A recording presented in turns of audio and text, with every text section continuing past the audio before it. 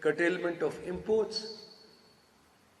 So when I looked at why I am expanding on industrial cooperation, is because while the world is gearing towards the fourth industrial revolution, but there is still, in the short term, a lot of scope for our manufacturing base to improve, to meet the challenges of to meet our demographic challenges. At the centenary of our independence,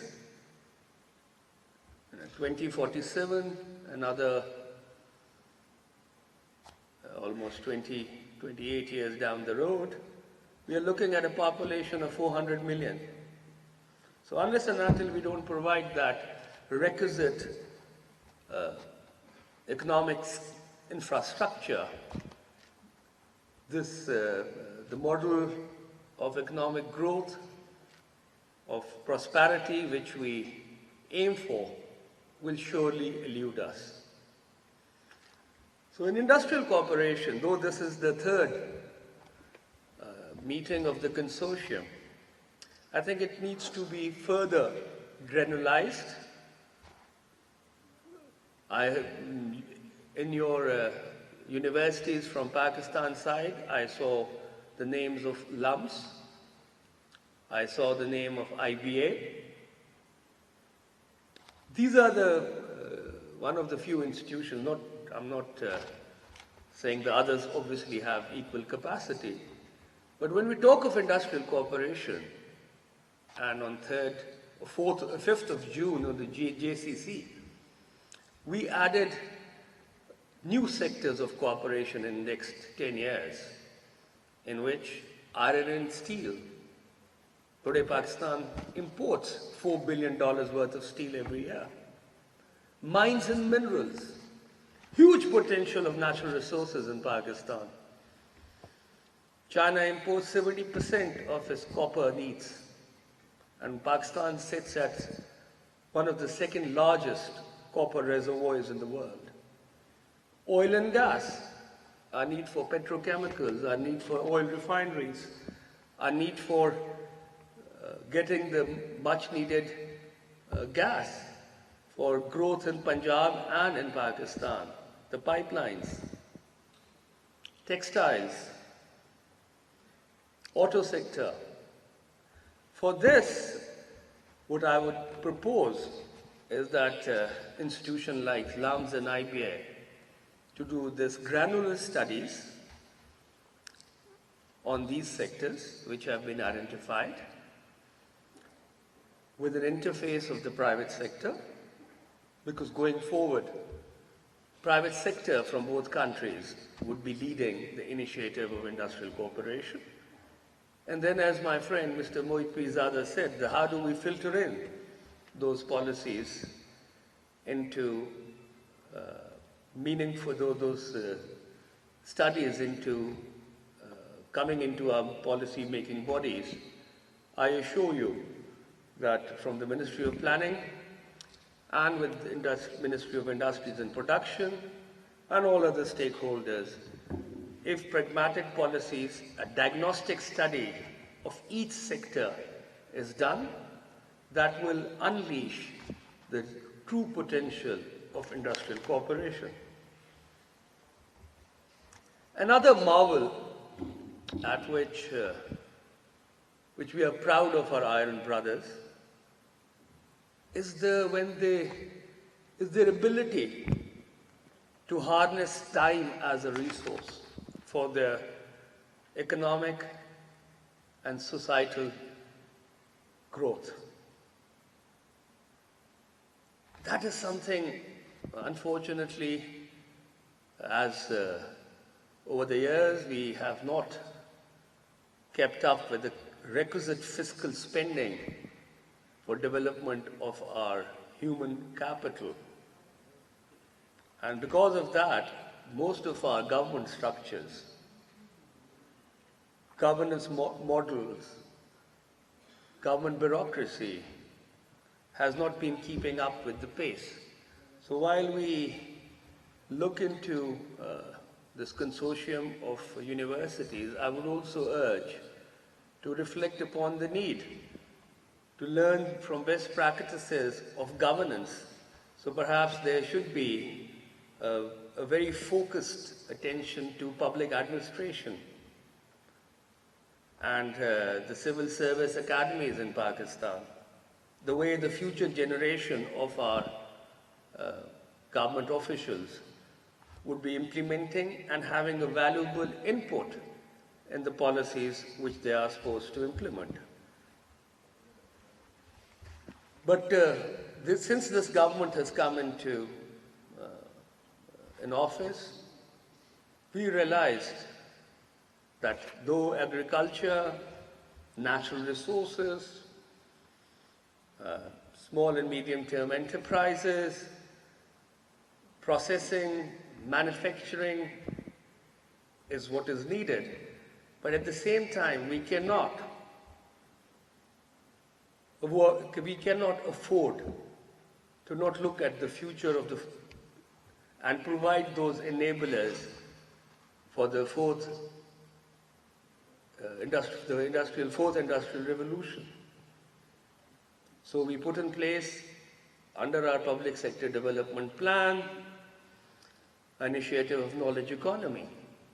So if you couple the allocations made for higher education and allocations made for knowledge economy, they surely surpass the past allocations for higher education.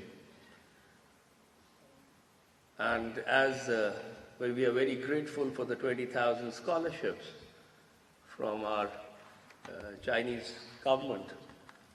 We have also put in and allocated almost a resource of 10 billion rupees worth of scholarships in the higher education. And they will be merit-based. While through another program of SRs, which is around, we put in 6 billion scholarships, which will be need-based. So the disadvantaged students who, because of their financial constraints, should not be left behind in this trajectory for gaining that much needed high-tech knowledge.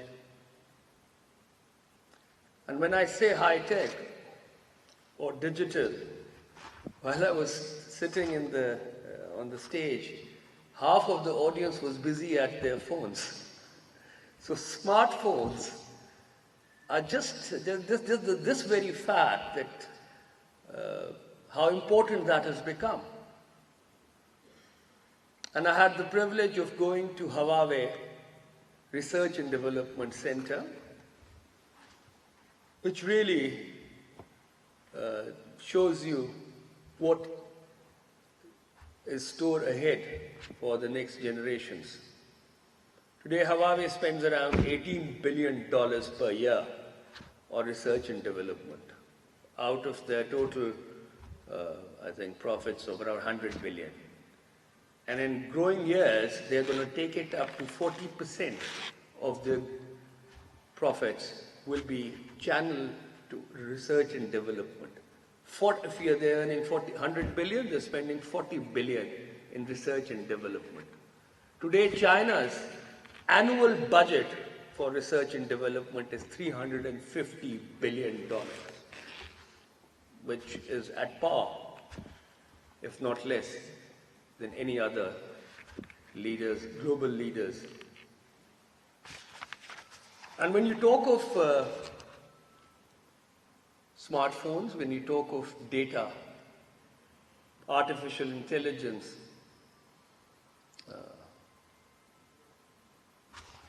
data becomes most important. As Mr. Moid also referred to, data is the new currency of the future. And artificial intelligence, data for artificial intelligence is like fuel to a car. Artificial intelligence is driven by data. And China with its demographics, and the way they have focused on data-driven policy making and data being that tool, I don't see, I don't see any second best in that field. So artificial intelligence collaboration and strengthening of our data collection agencies, one being the Pakistan Bureau of Statistics. Mohid, in your, we will have a separate discussion on that, but that should be part of your mandate.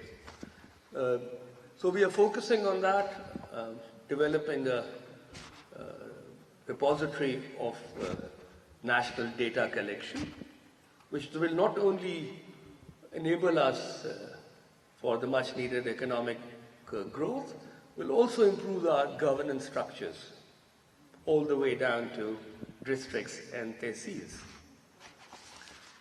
Lastly, I would also like to share that while we have collaboration under CPAC on the consortium of universities, we're also focusing on collaboration in science and technology.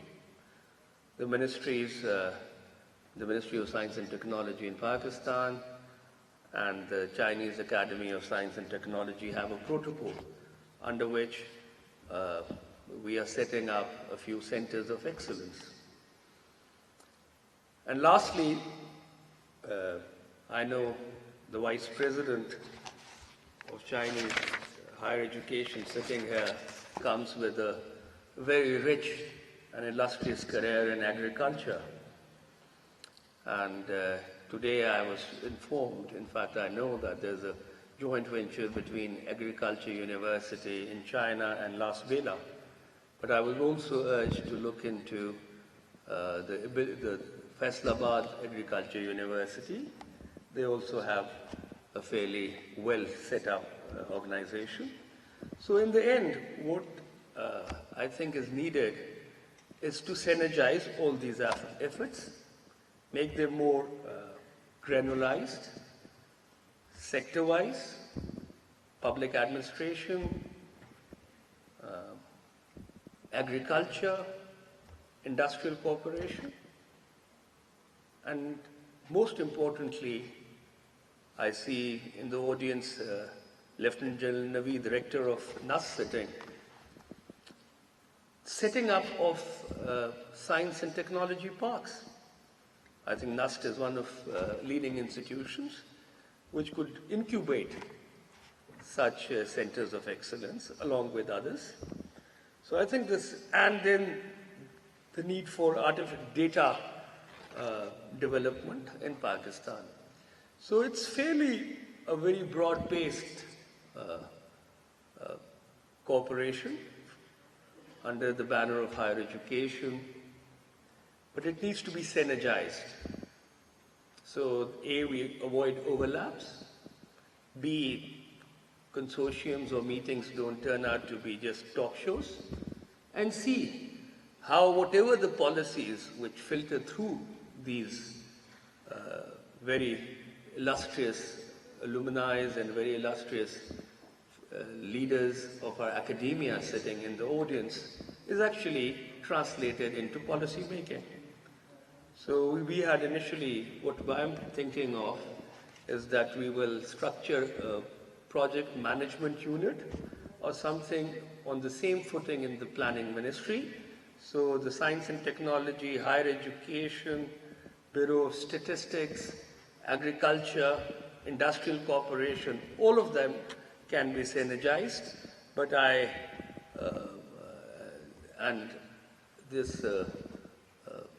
this cooperation in higher education becomes more meaningful, and we're able to harness the important resource of time, because Pakistan doesn't have the luxury of time. If you look at our economic indicators, even in South Asia, it's fairly reflective of the challenge ahead of us. But with that resolve, I believe our economic growth is imperative as our national security.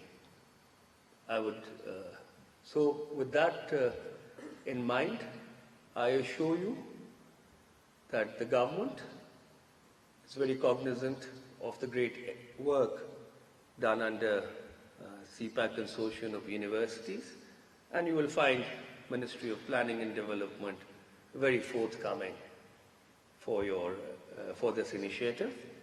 And in the end, today, just to give you an example that how broad-based CPAC has become, and we are here today on the CPAC Consortium of Universities at 12:30, and after that we are doing an expo on art and culture. At 12:30 I have a meeting to finalize the rules and appointments in CPAC authority, which we have constructed to get the much needed focused pace, and a very dedicated authority, well manned. And I will request some of people in the audience to look at the kind of human resource we need for that authority, and perhaps you could please suggest one of your best brains to come and help in this exercise of nation building. Then at 3 o'clock, myself and the ambassador would be in Tharkot Haveli inaugurating an infrastructure project.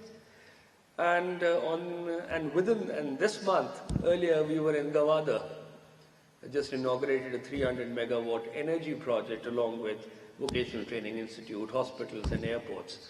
So the span of CPAC is truly increasing. Hence we need to gear up the implementation speed.